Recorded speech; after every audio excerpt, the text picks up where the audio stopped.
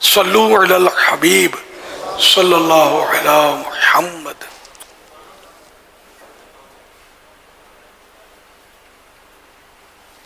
امیر علیہ سنت کی بارگاہ میں عرض ہے کہ کراچی کے قبرستان میں حاضری ہوئی تو یہاں ماربل سے بنی ہوئی ایک اونچی قبر دیکھی، اس پر پنجرا بنا ہوا ہے جو کہ ایسا لگتا ہے کہ قبر کو کتوں وغیرہ کے بیٹھنے سے بچانے اور پودے کی حفاظت کے لیے بنایا گیا ہے۔ براہ کرم اس حوالے سے رہنمائی فرمائیں کہ اس طرح قبر پر پنجرا بنانا اور ماربل کی قبر بنانا کیسا؟ سبب بھی آپ نے بتا دیا ہے قیاس سے کہ شاید اس لیے کیا ہو۔ تو اب یہ کہ ویسے قبر جو صحیح بات یہ ہے کہ اونٹ کے کوہان کی طرح بنانا یہ سنت ہے۔ یوں مطلب اونٹ کا کوہان آپ نے دیکھا ہوگا، یہ اوپر جو ٹیلا بنا ہوتا ہے اونٹ کے، سمجھو پیٹھ پر، تو یہ یوں کوہان یوں سمجھو، یہ اوپر سے یہ کوہان بن گیا نا۔ تو اب یہ کوہان کتنا اونچا ہو قبر کا، تو سنت یہ ہے کہ ایک بالشت یا کچھ اونچا یہ بنایا جائے، یہ ہے قبر۔ اب قبریں جو کھوٹی بنتی ہیں، چار کونوں والی بنتی ہیں، تو یہ بھی سنت نہ رہی، یہ اب لوگوں میں رائج یہ ہے۔ لیکن وہ بہار شریف میں جو لکھا ہے کہ وہ سنت، تو وہ اس طرح فتح رضویہ میں بھی غالب لکھا ہے، تو وہ اونٹ اور ایک بالش سے کچھ اونچی اس طرح بنانی چاہیے۔ اب جو طرح طرح کا اس میں حساب کتاب چل رہا ہے، لوگ بہت خرچے کر رہے ہیں قبروں پر، تو ذہن نصیب کہ یہ خرچہ جو کرتے ہیں یہ مرحوم کے ایصال ثواب کے لیے کریں تو مرحوم کو فائدہ اس کا، باقی یہ جو بنا رہے ہیں اس سے کوئی مرحوم کو فائدہ نہیں ہے۔ اچھا، اور مزارات اولیاء یہ زیر بحث نہیں ہے ابھی، وہ گنبد بناتے ہیں اور جو مزار شریف بناتے ہیں وہ درست ہے کہ اس سے لوگ اٹریکٹ ہوتے ہیں، یہ بھی ایک مقصد ہے، لوگ متوجہ ہوتے ہیں کہ یہ کوئی اللہ کے نیک بندے کا مزار ہے، جبھی تو یہ عالی شان گنبد بنا ہوا ہے، تو پھر یہ آتے ہیں، فائدہ اٹھاتے ہیں، ایصال ثواب کرتے ہیں، ان سے اکتساب فیض کریں گے، معلومات کریں گے کہ ان کا مزار ہے، اور مشہور بھی ہوتے ہیں وہ، اور عام طور پہ یہ بزرگوں کے مزار پر ہی بنایا جاتا ہے، تو وہ اپنی جگہ پر۔ میں جنرل عوام کی قبروں کی بات کر رہا ہوں کہ اگر یہ مزار منع ہوتا نا تو دنیا کا سب سے مشہور مزار کون سا ہے؟ جلدی جلدی ہاتھ اٹھا لے جس کو پتا ہے۔ مدینہ ہم نے سب نے جانا ہے الحمدللہ، تو وہیں سب سے ہے نا، ساری دنیا کا سب سے مشہور مزار وہیں ہے، اور یہ آج سے نہیں ہے، زمانہ ہو گیا۔ جی ہاں، یہ خلد جس کو کہتے ہیں میری دیکھی بھالی ہے، سب سے سبز گنبد ہے اور سنہری جالی ہے۔ یہ کسی کا شعر ہے، تو یہ کہ سبز سبز گنبد کہ افلاک اعزاز یہ حاصل ہے تو حاصل ہے زمیں کو، افلاک پہ تو گنبد خضرا نہیں کوئی۔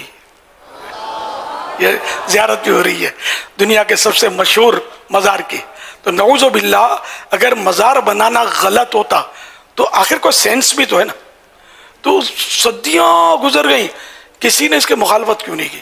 اب اگر کوئی اٹھ کے مخالفت کرتا ہے اب اس کو اپنے دماغ کا علاج کرنا ہوگا، سمجھے کہ اولیاء کرام بڑے بڑے مشہور علماء سب بھی نے وہ حاضریاں دی، کسی نے اس کی مخالفت نہیں کی کہ یہ غلط ہو رہا ہے معاذ اللہ، سمجھے؟ تو یہ بھی ایک دلیل ہے، یعنی یہ بھی ایک دلیل ہے اس کے درست ہونے کی کہ صدیوں سے چل رہا ہے کہ جس کو مطلب کسی نے منع نہیں کیا۔ جیسے میں آپ کو ایک موٹی مثال دوں، بہت عقل میں آ جائے گی، کہ کسی نے لکھا کہ نزلے کا جو پانی بہتا ہے اسے وضو ٹوٹ جاتا ہے،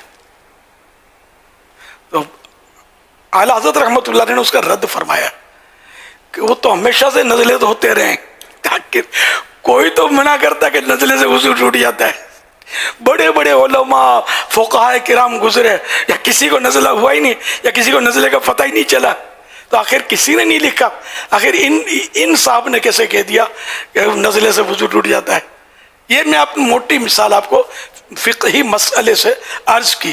تو یوں بعض اوقات ایسا ہوتا ہے کہ کسی کام میں جب سارے علماء جو ہیں وہ منع نہیں کرتے تو وہ کام اچھا ہوتا ہے، مستحب ہوتا ہے. حدیث پاک میں مسند امام احمد کے حوالے سے اعلیٰ حضرت نے لکھی ہے کہ وہ جس کام کو مسلمان اچھا سمجھ کر کریں اور وہ شرعاً مطلب برا نہ ہو، منع نہ ہو، تو وہ اچھا ہے. تو اس میں اعلیٰ حضرت نے جو ارشاد فرمایا کہ اس میں یہ کہ علماء و صلحاء جس کو اچھا سمجھ کر کریں.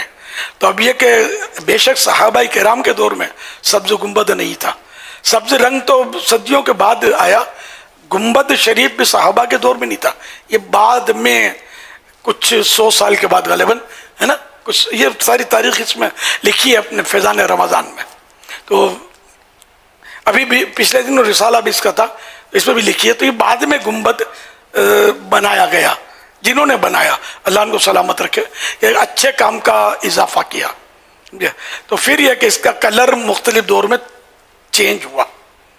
تو اب ماشاءاللہ سبز کلر جو ہے یہ بھی صدیوں سے غالباً چل رہا ہے الحمدللہ. تو اب سبز گنبد کر رہے ہیں. پہلے یہ سفید بھی رہا ہے، تو گنبد بیضا تھا وہ سفید گنبد، اب گنبد خضرا ہے، خضرا مانے سبز. تو یہ مطلب چلتے آ رہے ہیں. تو کسی نے منع نہیں کیا گنبد کیوں بناتے ہو، صدیاں گزر گئی. اب کوئی اٹھ کر کہے گا ظاہر اس کو کہیں گے یار اپنے دماغ کا علاج کرو یار. یہ علماء اور دنیا کی مختلف زبانوں میں، کہوں تو ہزاروں زبانوں میں، اس سبز گنبد کے قصیدے لکھے گئے الحمدللہ. تو بہرحال یہ جو پنجرا جو قبر پر بنا ہوا ہے، اب یہ تو میں نے بتا دیا قبر کیسی ہونی چاہیے، سمجھے. تو اب وہ تو سب اپنے اپنے طور پر کوئی قبریں بنا رہے. تو اب اس میں پنجرا اگر واقعی اس لیے بنا ہے کہ کتے بلے خراب نہ کریں پودے وغیرہ، اور تو ٹھیک ہے، وہ اس کا یہ عذر جو یہ سمجھ میں آ رہا ہے کہ شاید اس وجہ سے تو صرف اس کو ناجائز نہیں کہیں گے کہ کیوں بنایا. ٹھیک ہے، ان کی سمجھ میں یہ آیا کہ یہ پودے نہیں تو پرندے خراب کر دیں گے، یا مطلب یہ کہ کتے بلے آ کر کوئی نقصان پہنچا دیں گے، تو اس لیے وہ 4 دیواری بنا دی. یہ بھی نیت ہو سکتی ہے کہ لوگ آئیں گے، رشتہ دار آئیں گے، بیٹھیں گے اس کے سائے میں، اگر چھت بنی ہوئی ہے تو یاسین شریف پڑھیں گے، تو یہ بھی اچھی نیت ہے. تو اس نیت سے بنائی جا سکتی ہے عمارت قبر پر، ورنہ خالی شو شاہ کے لیے یہ ممانعت ہے. صلو علی الحبیب صلی اللہ علیہ محمد صلی اللہ علیہ وسلم. اس طرح ماربل کی جو سیڑھیاں بنی ہوئی تھیں، اس میں اسٹیپ بائی اسٹیپ بنے ہوئے تھے، بہت سارے 3-4 بنے ہوئے تھے. اچھا. تو اب یہ اصل میں آج کل قبرستانوں میں جگہ عمومی طور پہ کم ہوتی ہے، تو ان کا تو نہیں، لیکن ویسے بعض کا یہ جو علم ہوا ہے وہ یہ ہے کہ دوسروں کی قبروں کو اس کے اوپر پھر یہ اس طرح بعض اوقات یہ سیڑھیاں بنا دیتے ہیں، اور اپنے جو مرحومین ہوتے ہیں ان کی قبر کو سجانے کے لیے یا اس کو ماربل لگانے کے لیے اس طرح کے معاملات کرتے ہیں. جو اس طرح کرتے ہیں ظاہر ہے کہ وہ تو ان کے گناہ کے تو اتنے کام ہو رہے ہیں. اب یہ کیا ہوتا ہے پتہ ہے کہ جیسے قبر جس کا آنے جانے والا ہے نا، دعا فاتحہ والا، کب تک آئے گا یار؟ شروع میں لوگ آتے ہیں، آہستہ پیچھے ہٹتے آتے. تو بعض جگہ گورکن اچھے لوگ نہیں ہوتے، سب گورکن نہیں ہے، جنرل بات کر رہا ہوں کہ اچھے لوگ نہیں ہوتے. یہ چلتے ایک پھاوڑا مار دیں گے قبر پر، اب وہ گھڑا پڑ گیا قبر میں، تھوڑا ٹوٹ پھوٹ گئی. اب وہ شاید دیکھتے ہوں گے کہ کوئی آتا ہے کہ نہیں اس کو بنانے کے لیے. اب کوئی آ نہیں رہا، پرسان آ نہیں ہے. جو آتا تھا سمجھو اس کے بھی کوئی آگے پیچھے قبر بن چکی ہے، اب اس کا کوئی والی وارث ہے نہیں.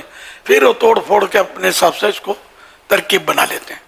تو یوں یہ، یا کوئی غریب لاوارث جو دفن ہوتے ہیں ان کو کون پوچھنے والا ہوتا ہے. تو یہ اس طرح وہ قبروں پر بھی یہ بالکل بنا لیتے ہوں گے. تو یہ تو ٹھیک نہیں ہے اس طرح جگہ گھیرنا، کہ یہ وقف کی جگہ ہوتی ہے. تو یوں تو مطلب حضرت مفتی وقار الدین صاحب رحمۃ اللہ علیہ سے میں نے ایک سے زیادہ بار سنا ہے، یہ قبرستان میں جو آج کل یہ جو ٹپ ٹاپ اور یہ ماربل اور یہ بنا رہے ہیں قبریں، تو یہ نہیں ہونی چاہیے. بس یہ سادہ سی قبریں جو ہیں، جیسے میں نے آپ کو سنت کا بتایا، تو سادہ سی قبریں ہوں تو اس سے عبرت حاصل ہوتی ہے. یعنی مزارت اولیاء اس میں شامل نہیں ہے، وہ مستثنا ہے. یہ جنرل عوام کی قبریں ایسے ہی کہ سادہ ہوں. اب غوث پاک کی طرف منسوب ایک قول میں نے بہت پہلے سنا تھا، اب پتہ نہیں، میں نے پڑھا نہیں ہے کہ ان ٹوٹی پھوٹی قبروں کو دیکھ کر عبرت پکڑ کیسے کیسے حسینوں کی مٹی پلید ہو رہی ہے. اب اندر کالا کلوٹا ہے اور اوپر سے خوبصورت ہم نے ماربل کی سیڑھیاں بنا دی دوسرے کی قبروں پر. اب اس کو فائدہ کیا ہوگا بیچارے کو؟ اس کو تو ایصال ثواب کی ضرورت ہے دنیا سے. اب یہ عام طور پہ جنرل پبلک جو ہوتی ہے نا، یہ ظاہر اہل اللہ ہونا ان کا مشکل ہے. ہاں علماء صلحاء اولیاء کرام کے مزار پر یا جو کچھ کرتے ہیں اس طرح کا، وہ اس طرح نہیں کرتے. وہ پھر ان کے دوسرے انداز ہیں جو بناتے ہیں، چادریں چڑھاتے ہیں، تو یہ اس سے لوگ اس سے متوجہ ہوتے ہیں. آ کر ان سے اکتساب فیض کرنا اور چراغ وہاں جلایا جاتا ہے وغیرہ، تو وہ صحیح ہوتا ہے. مطلب ضرورتاً وہ کرتے ہیں تاکہ لوگ اس میں آئیں. اب انما الاعمال بالنیات. صلو علی الحبیب صلی اللہ علیہ محمد.